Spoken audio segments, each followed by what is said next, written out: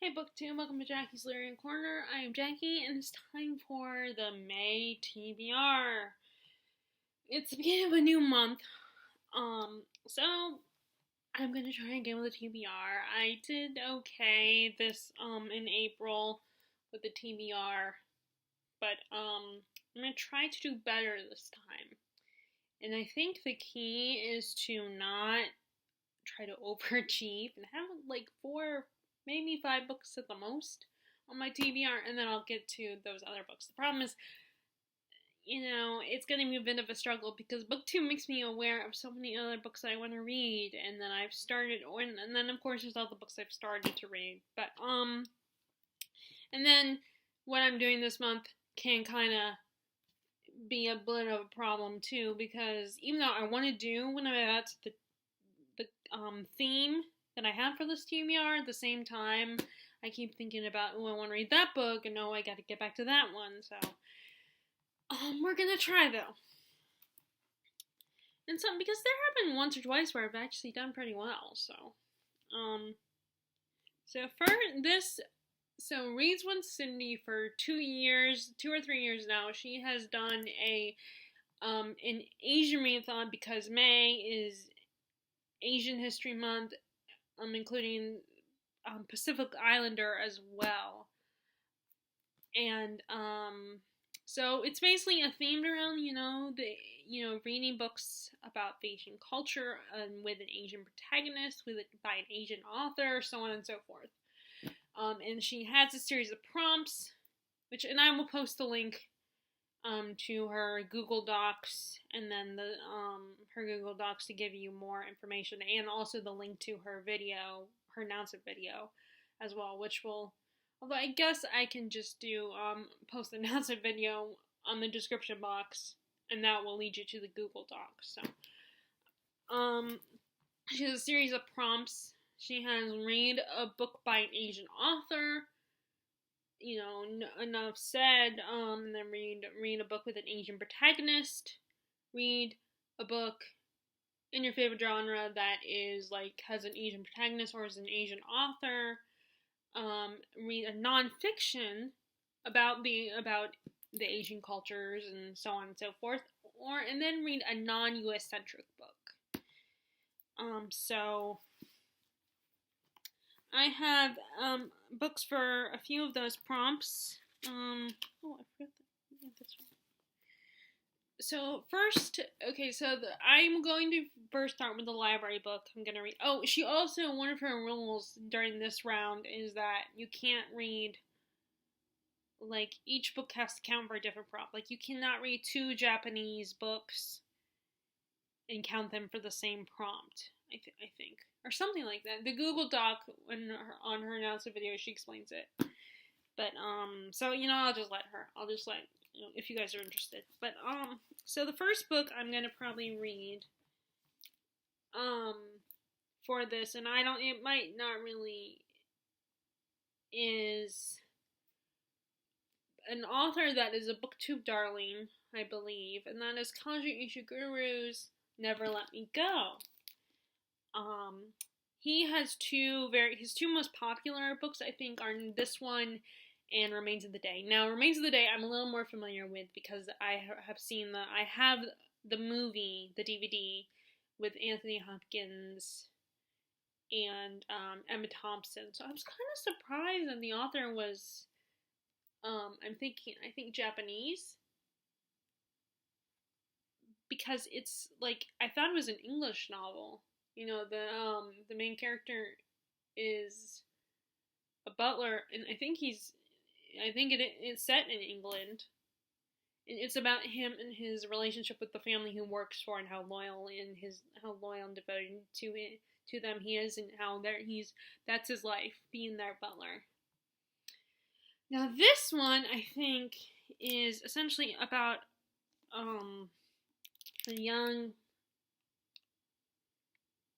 a woman who, she's now in her 30s, and as a child she went to a private school in the English countryside, and they were kind of sheltered from her, and her parents were sheltered from the outside world, and they were told that they were special, um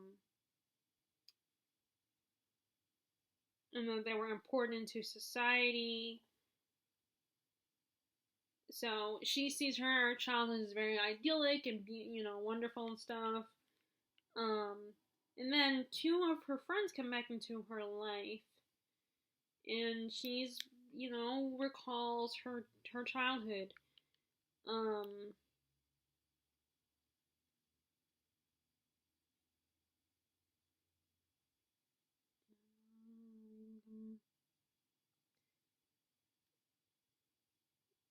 and there's like it's not as idyllic as she once thought.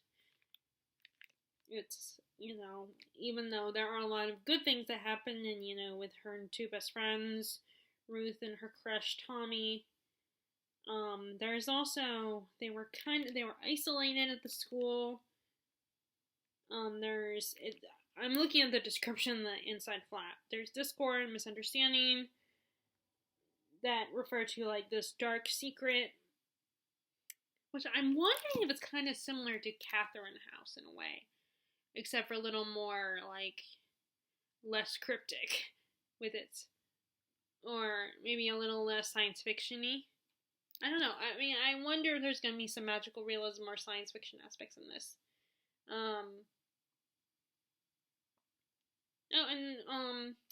Eric Carl Anderson's favorite author, Joyce Carol Oates, left a little blurb. Kazuo Ishiguro has distinguished himself as one of our most elegant poets of loss.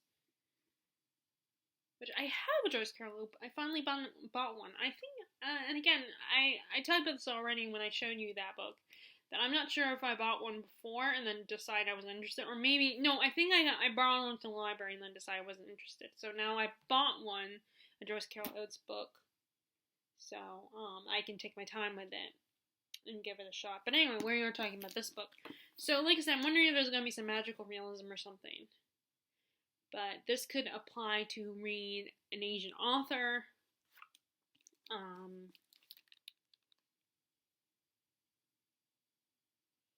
Let's see.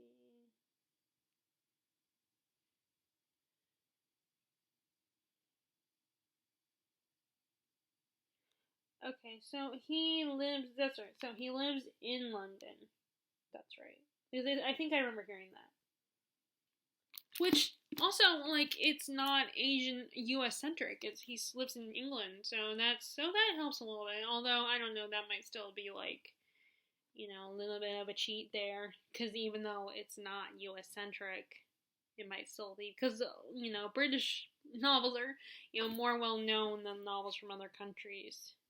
I think, unless they become like classic translating, Although that is changing, obviously, not just in, But anyway, so I'm gonna read this one. Okay, so now let's get to the books from my own collection. So I decided this next one I'm gonna read for the readathon applies to the prompt of reading something in your favorite genre. I've been meaning to start reading this again. I had started it a while back, and I hadn't picked it up. But that is The Poppy War by R.F. Kuang. The trilogy just finished a couple of years ago. And there was a really nice subscription box with nice hardback editions that have like the smoke on the spines, the smoke image, instead of the whole spine being colored, it has a smoke design that's different colors. So it looked really pretty, but then, like, is it worth, I'm sure a lot of people would say it's worth it, but it's like, I have hardback books, obviously, but I prefer reading paperback over hardback. Their hardbacks are heavier and taller oftentimes, and I feel like because of their weight, they take me a little bit longer to read. And also I have this probably horrible letter readers. Probably readers don't like this, but I'm one of those people who bends back, who does this when I read. But although I wonder if that really does bother anyone. I wonder if that bothers any other readers. Is it like similar to the whole breaking the spines? I know there are people that do not like broken spines. And this one's not broken yet. Well, it's a little broken on the edges. But this is a fantasy trilogy about our main character Rin, and she's comes from the lower part of town. She lives with foster parents, although they're not really good parents. Um, and she wants to. She's trying to avoid getting sold into marriage, so she decides to take this really hard test to get into this this prestigious military school. And of course, she passed the test.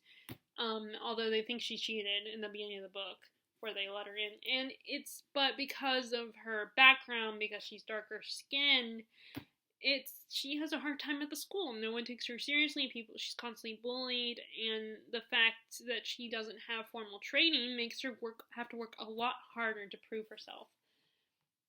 But then, and but then things get worse for her when she starts. I mean, even though people start respecting her and liking her better and not being so racist towards her, she is noticed by one of the professors that's that is seen as a little bit insane, and he practices a very archaic form of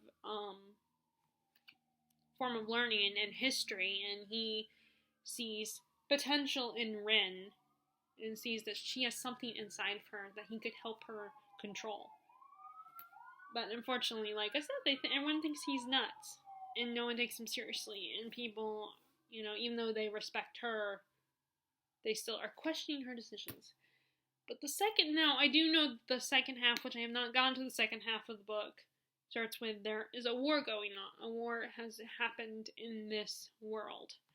I do believe this book is based on inspired by actual historical events, I believe, and which I think is really cool. I love when fantasy takes history and puts their own little fantastical spin on it. I think that's really cool. A cool way to teach you about historical events.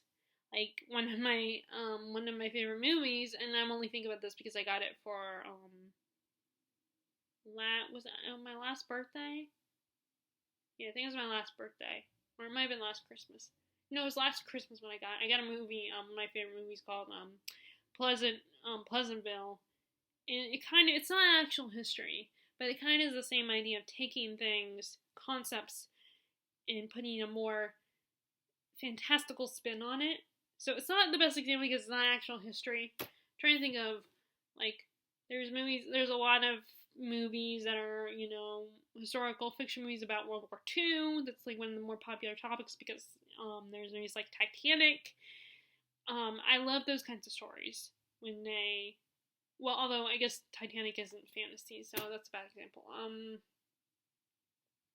trying to think of a good example of this, of what I'm talking about. Well, I'm sure you guys know what I'm talking about.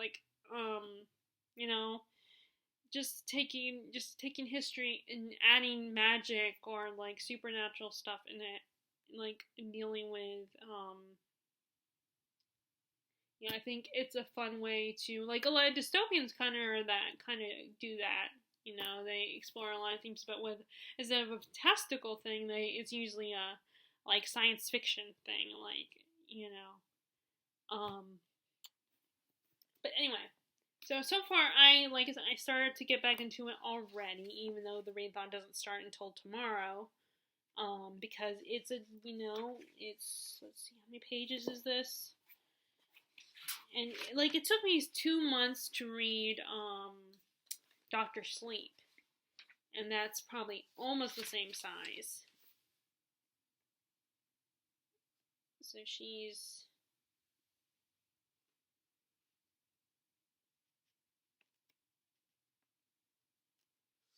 Nanjing Massacre. That's what it is referring to. That's what is inspired this book, along with the rape of Nanking.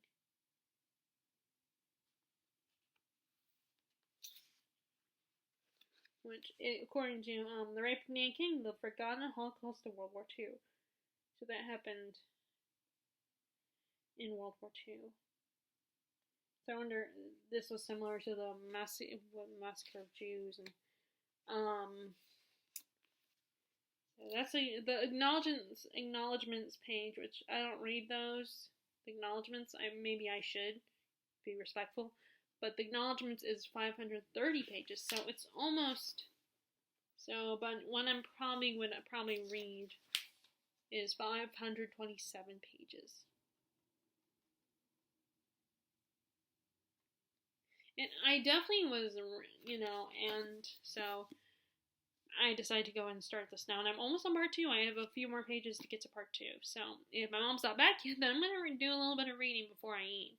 If not, then I'll wait until after I eat to get the reading done, to get more reading done. And I probably should read the Never Let Me Go as well. So that is for, like I said, that's for the prompt of my favorite genre. Okay, so, and that is, I guess, an Asian author prompt. Now, I don't know, either way, I want to read this, I don't know what prompt it would apply to. Now, I would have to look, I probably have to watch the announcement video again to understand what she means by non-US centric, like, does it mean, like, a book that takes place not in the US, like non-Asian American, because I'm sure I have more easier to read those than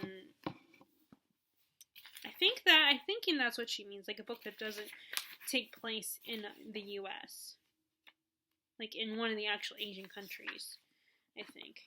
So so this could apply to that prompt. Now, I already told you guys about this on my April wrap-up. It's Pachinko by Min Jin Lee. And in case you don't remember, if you didn't watch my April wrap-up or don't remember, this is about a woman who, let me see, what's her name? Sunja, I think that's her.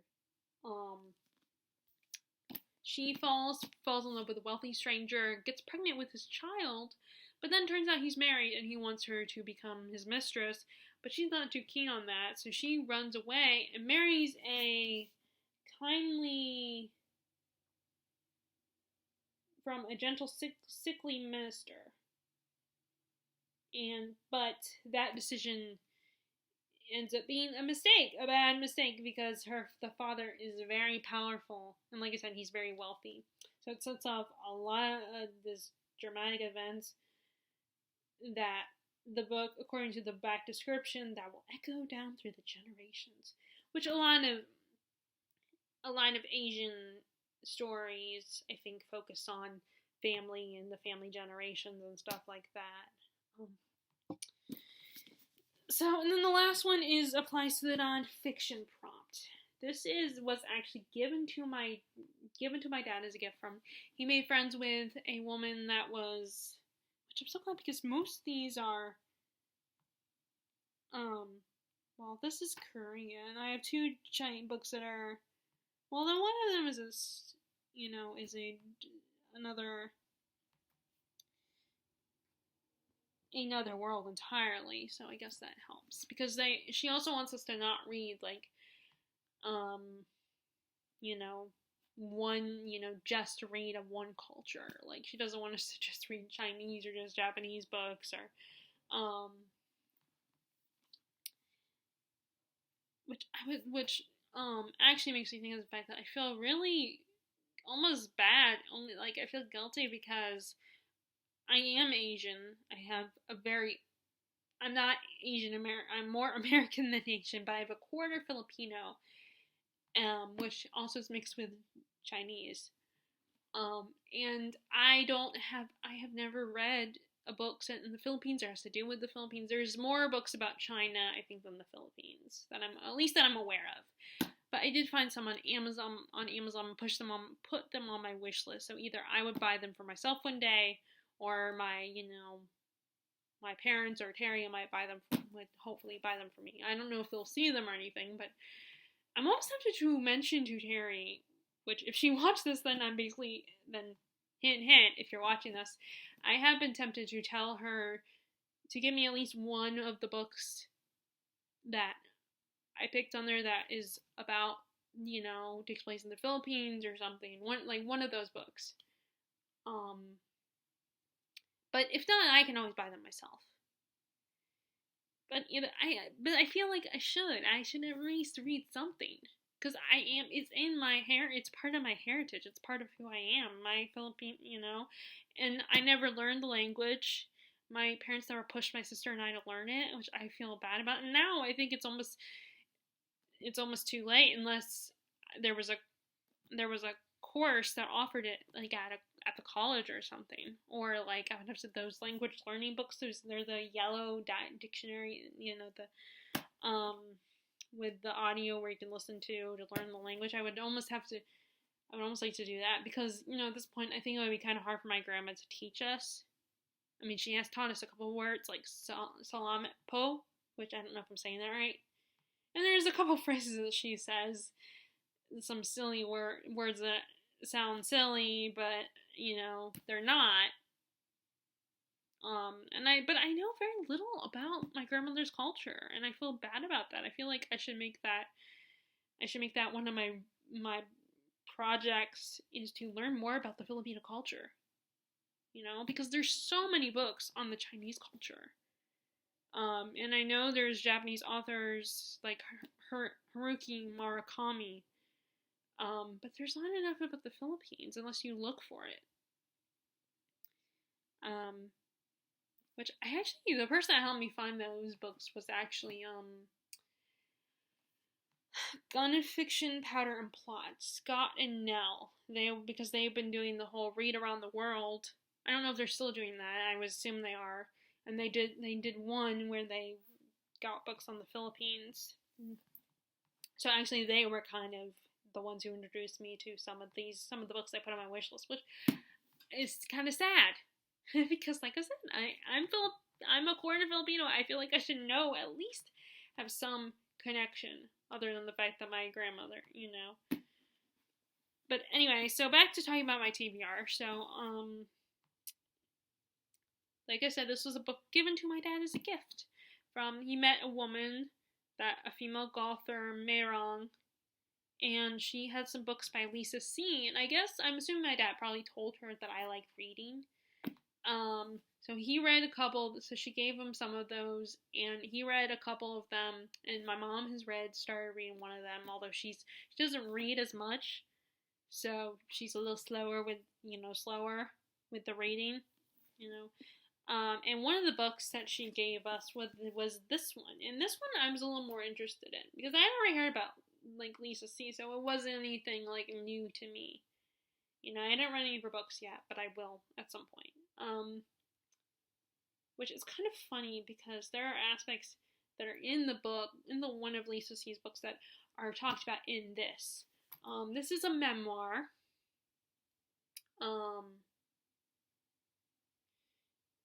And since it's been such a long time, let me just read the back because I don't remember. Blending the intimacy of memoir and panoramic sweep of eyewitness history, Wild Swans has become a best-selling classic in 30 languages, with more than 10 million copies sold. The story of 3 generations in the 20th century China. It is an engrossing record of Mao's impact on China, an unusual window on the female experience in the modern world, an inspiring tale of courage and love.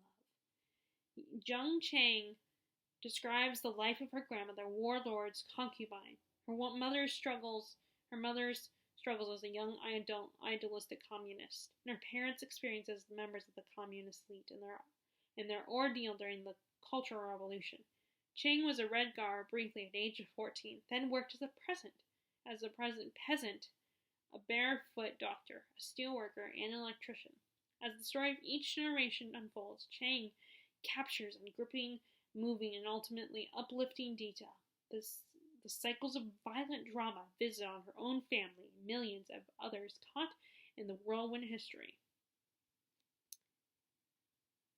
So I thought that's kind of why I think that's why memoirs are probably the best sort of nonfiction for me to read. Unless I'm like just really passionate about the topic, it's gonna be hard for me to read nonfiction. But this is a memoir, so I feel like it would be like reading a story, like reading a work of fiction, except for it's true and not like exaggerating like historical fiction is. So this obviously is gonna be for the nonfiction prompt. Although I I just realized something though. I wonder if I think I can still read even if they're from the same country. I think I can. I don't know. Oh, I might not be able to read this anyway, but I feel like I need to. I mean, not that not that I don't think Reads with Cindy's gonna like monitor us or anything like that. Um, and I don't think she's gonna, I'm not gonna get, in trouble for doing that. I mean, and of course, sometimes there are people who will say things, even if it's just like, okay, it's just some silly little thing we're doing for fun. You don't have to police me or anything. But yeah. So I'm gonna go ahead and read this for the nonfiction prompt. So those are the main focus of the month I'm gonna read. And then I went back to the library, as I returned the book I chose to DNF, which is Odin's Child. I just got kind of bored with it, which is usually my most of the time. I mean, there's never actually all the time, it's my reason for DNFing a book, because I'm bored.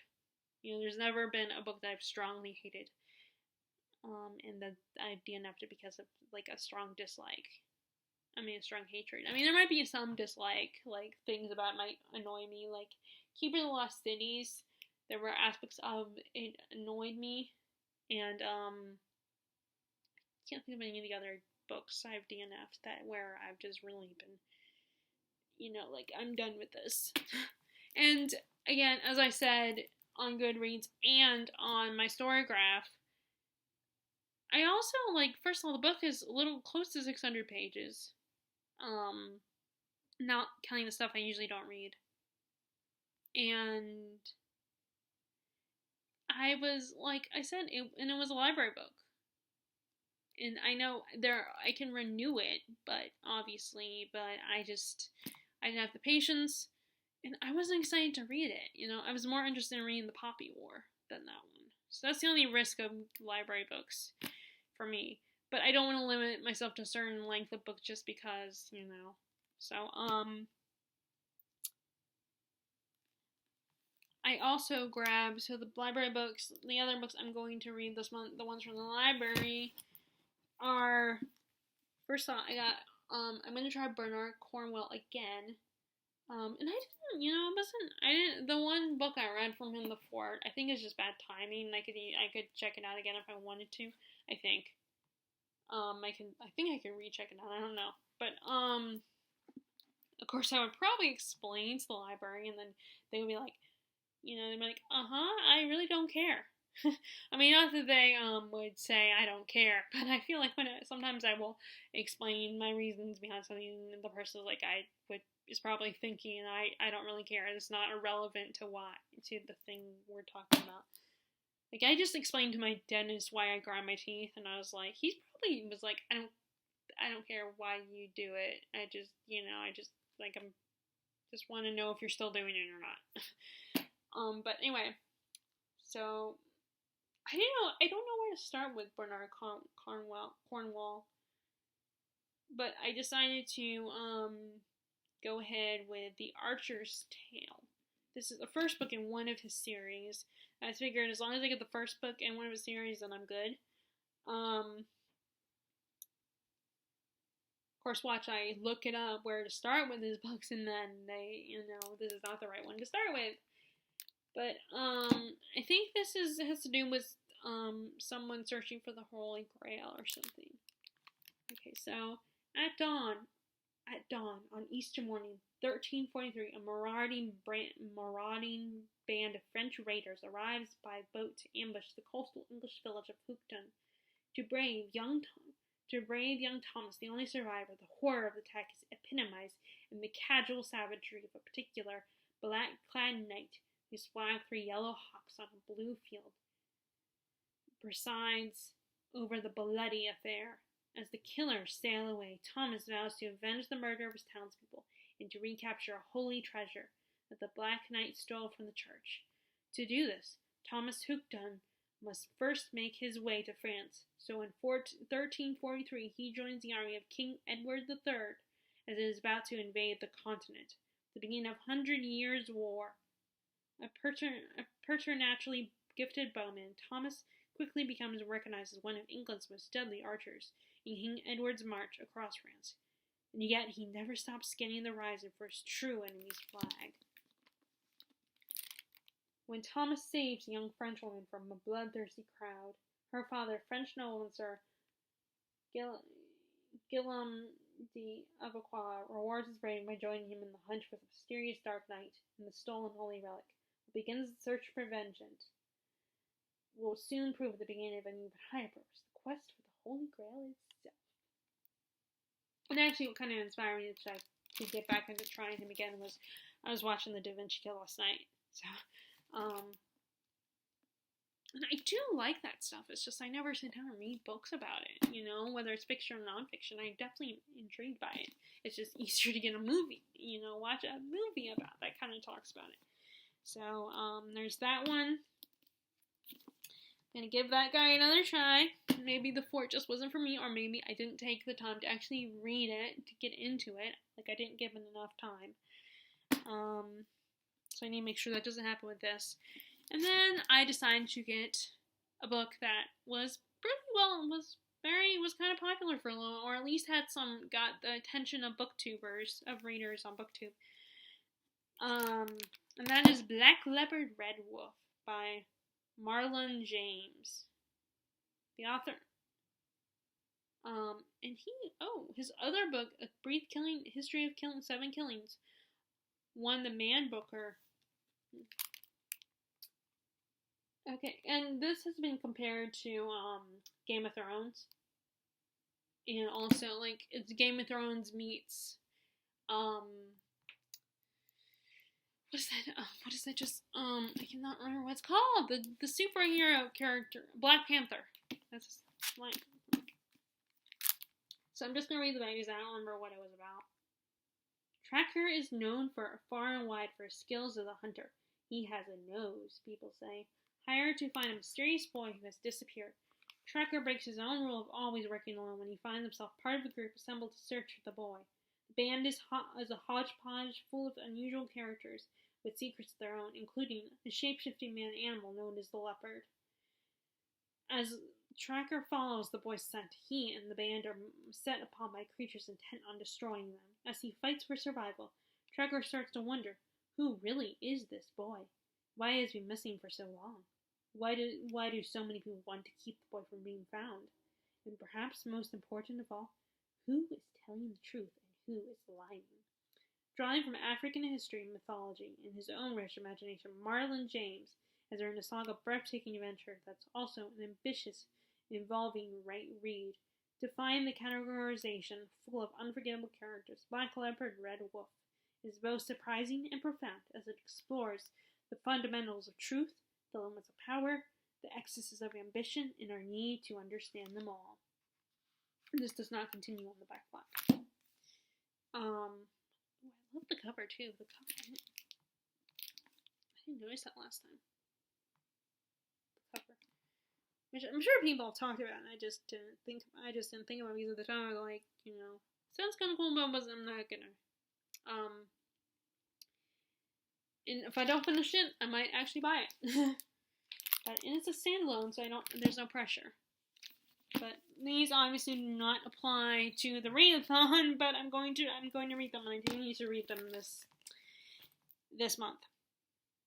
But so far, Never Let Me Go shouldn't take me as long to read. So that is my May TBR for this month. I will, like I said, I'll post a link to Reads with Cindy's Reads with Cindy's announcement video, which, by the way, you should check out her channel if you're not already subscribed to her. She is really fun. She's very honest. She tries a lot of different things. She's a fun, quirky person, and very snarky too. Her channel is always really fun. I think you should check her out. Right. So I hope if you like this video, be sure to give it a thumbs up. Click subscribe if you haven't already. Click the notification bell down below if you want to see when I post new videos. Like I said, we're not out of the woods yet with this pandemic. So continue wearing your mask.